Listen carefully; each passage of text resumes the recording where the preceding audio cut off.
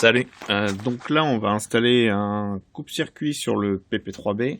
Donc il y a déjà un arrêt moteur ici avec un bouton poussoir. Alors si on regarde comment ça marche, on a juste une lamelle là qui, lorsqu'on la pousse, vient a priori au contact de la borne qui est là, qui est reliée au condensateur, et donc qui le met à la masse, qui le décharge dans la carrosserie.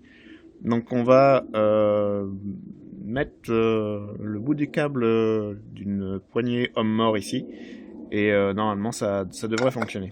Donc on va faire ça. Ok, donc on revient sur le montage. Donc là j'ai mis sur une cosse un petit câble, donc là c'est du 1 mm², un truc comme ça, que j'ai fait remonter le long du câble de frein jusqu'à ici une poignée homme-mort. Donc elle a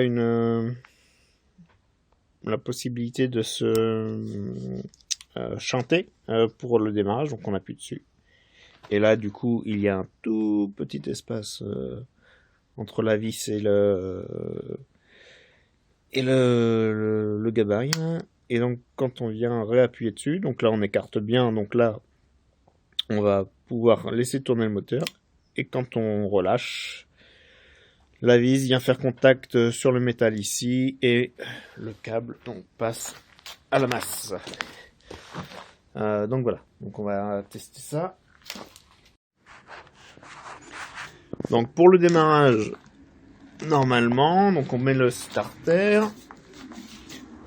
on enclenche la manette ici pour la chanter, et on tire le câble.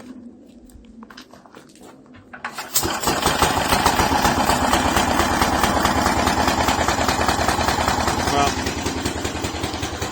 Donc en prenant sur la manette, on enclenche, ça relâche, le chante, et quand on lâche la manette, ça passe à la masse et ça arrête le moteur. Donc voilà, on va remettre le boîtier. Donc voilà, avec le boîtier remis en place. Donc j'ai fait un trou à l'extérieur en bas, donc sur le plat, pour éviter que l'eau ne s'infiltre de trop.